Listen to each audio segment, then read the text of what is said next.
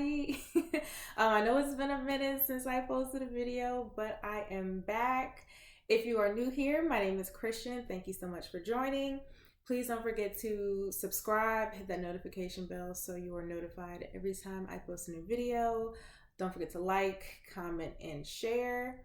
As you can tell by the title of this video, I'm going to be talking about my natural hair routine. I have basically 4 steps that I go through no matter what my wash day is throughout the year, no matter the time of the year. And then I'll have kind of 3 bonus tips that I'll throw in at the end that you can kind of mix, match, take for how you will. I do have some notes here, so hopefully this video is not too long and I don't ramble.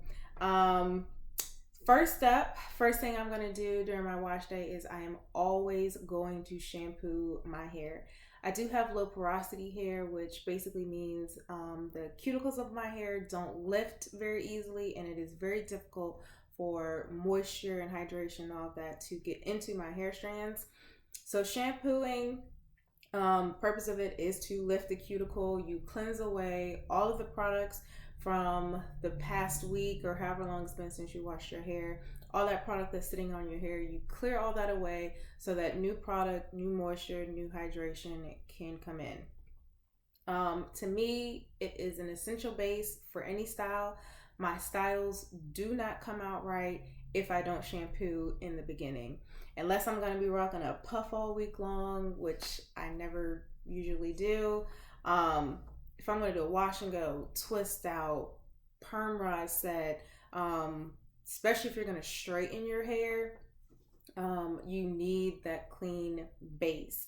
There are a couple different types of shampoos. You can have a moisturizing shampoo, which is, as it's cleansing the hair, as it's stripping away all those, old products and things like that, it's also imparting moisture at the same time. Then you can also have a clarifying shampoo, which is gonna leave your hair a little bit more stripped, which is why it's super important to follow up with step number 2, which is to condition.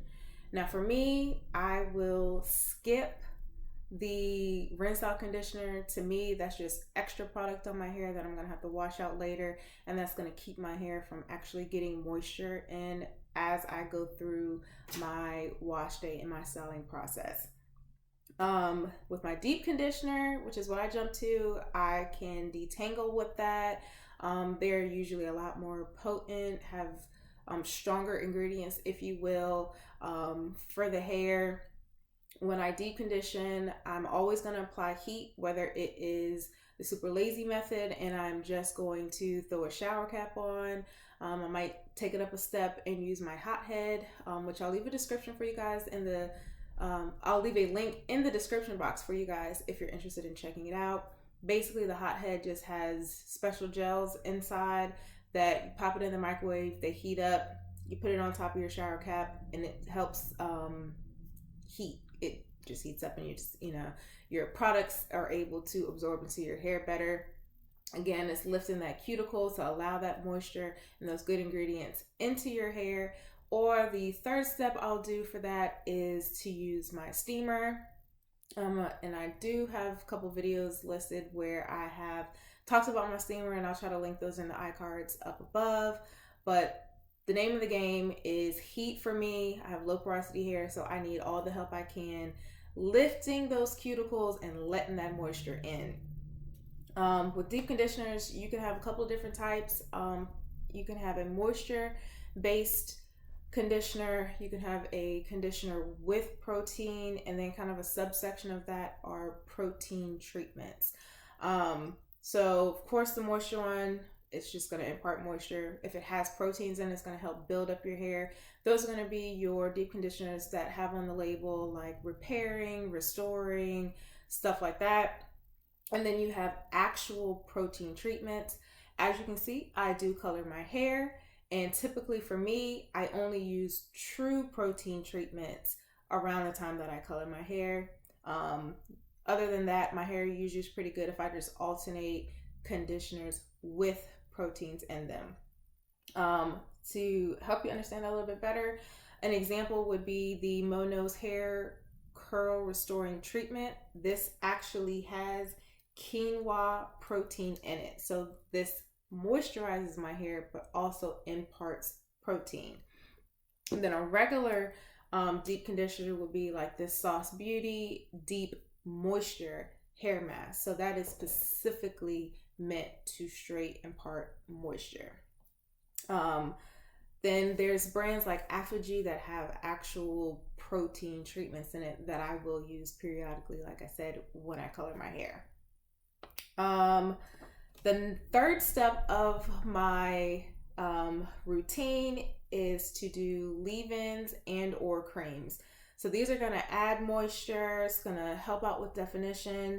I always apply it to wet hair, usually in the shower. Again, let that steam open up those cuticles, let that moisture come in. And then what I've noticed, what helps my hair, just my styles last better and my hair just perform better during the week as far as like holding on to moisture, is after I apply my leave-in or my cream in the shower, I put a shower cap on and I let that sit for 10 to 30 minutes, just depending on kind of what I got going on that day, how lazy I'm feeling, and just really let it, again, trap that heat in there with that shower cap and let those products seep into the actual hair strands prior to styling. When it comes to styling, that's step number 4 for me. And now we're at pretty much the end of my wash day, and that's gonna be a gel. I do style my hair in a wash and go majority of the time, and because of the way my hair is, it's a little frizz prone, type 4. I need a little extra help to finding my curls, so I always use a gel, and I like to use a stronghold gel, which is why I always use the Wetline Extreme Gel. Sometimes I will use Eco Styler, but that's very far and few between. If I'm doing any twists, perm rods, curl formers, flexi rod sets, anything like that, I will alternate sometimes between a gel or using a mousse. Usually I'll use a gel if I'm going to do them like when it's warmer outside, spring and summer, and I'll use a mousse when it's cooler, fall and winter, which is the season that we're going in now. So I will put away my gel for the most part and break out my mousse a little bit more often. Typically mousses give you more volume, so if you like volume, that's going to be a route you want to go. If you are more geared to keeping your definition throughout the week or for a longer number of days, I would go the gel route. Or if you just need a little extra hold, if your hair is similar to mine. So that is pretty much it. That is all I do to my wash day. I shampoo, I deep condition, and after my deep conditioner has set, that's when I'll go ahead and detangle. That's another thing I forgot to mention. Using the heat with the deep conditioner really helps to melt my tangles and my knots and makes detangling a lot easier. So that is the stage that I will detangle. Third step, I'll add in my leave-in and or cream. That's dependent on the time of the year or the style that I'm going to do. Usually in the summertime, I'll use one or the other depending how I'm feeling, depending on how my hair feels. In the wintertime, I typically will layer my products a little more often, so I might use both. And then fourthly, I'll use the gel and or the mousse depending on time of year and the style and the look and the longevity that I'm going for. So then I have kind of 3 bonus tips for you that you can put in no matter what time of the year it is and things like that. First up is to trim your ends as needed. I have colored hair, so I typically have to trim mine a little bit more often because my ends, they do tend to be a little bit drier than the rest of my hair, especially as you can see, my hair color has grown out quite a bit. So you will see kind of maybe over the next few months, my hair might be getting a little bit shorter because I'm going to start trimming some of this color off. I'm just kind of tired of it, but I'm not quite sure that I want to dye it another color right now. That's still up in the air. I could change my mind in 2 weeks and come back with a full head full of colored hair. So we just never know. But yeah, so having colored ends might make you have to trim your ends a little bit more often. Things to look for are when you're detangling your hair. Are you noticing that it's super hard at the ends to detangle? Remember, when we detangle, we start at the ends and move up the hair. Um, you might notice when you're doing twist outs, perm rod sets, things like that. When you take your hair down and you're starting to separate those curls, you'll see your ends, even though you might have used a good amount of product, or whether it be your cream, your gel, or what have you, to make sure that your ends were nice and set. Once you start to unravel them and separate them, you see your ends get super frizzy. That's a good sign that your ends are ready to be trimmed.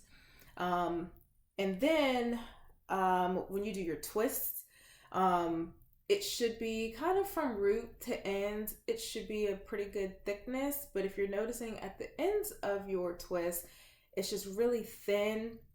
Or what I do when I twist my hair, I will curl or coil the ends around my finger to make kind of a perfect little curl. And if you see, even when you do that and it's still not kind of making that perfect curl or coil at the end, that's a good sign to say, hey, I need to trim this off.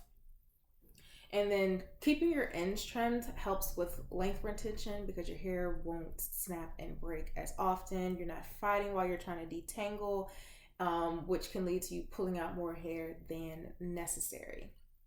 And then also with trimming my ends, I always, every time I straighten my hair, which is usually only in the winter months, I always trim my ends then. When your hair is straight, you can see more clearly what hair needs to go, how far up the hair strand you need to cut. Um, and one thing I will say, kind of as a caution to that, is to just be careful and be mindful of how you normally wear your hair. If you wear your hair straight majority of the time as a natural, nothing wrong with that. You can kind of cut your ends and not have to worry about it. But if you wear your hair and it's naturally curly state most of the time, you want to be a little more cautious, because if you're like me, your hair shrinks up at different levels around your head. And so I can cut my hair while it's straight, and then, everything's nice and even, nice and clean, the way you want it to look when you have your hair straight. But then when I revert back to curly, my hair might shrink up to, say, here on this side, but it might shrink up to here on this side.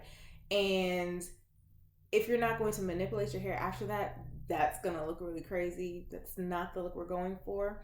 But that's going to lead me into my second tip, which is to stretch your hair. That helps cut down on tangles and knots. And then if you're like me, you straighten your hair and you typically do your really good trims at that time. And then when you go back to curly, you're kind of wonky with your lengths around. You can stretch your hair via banding, which I do have a video, and I'll leave that in the iCards for you.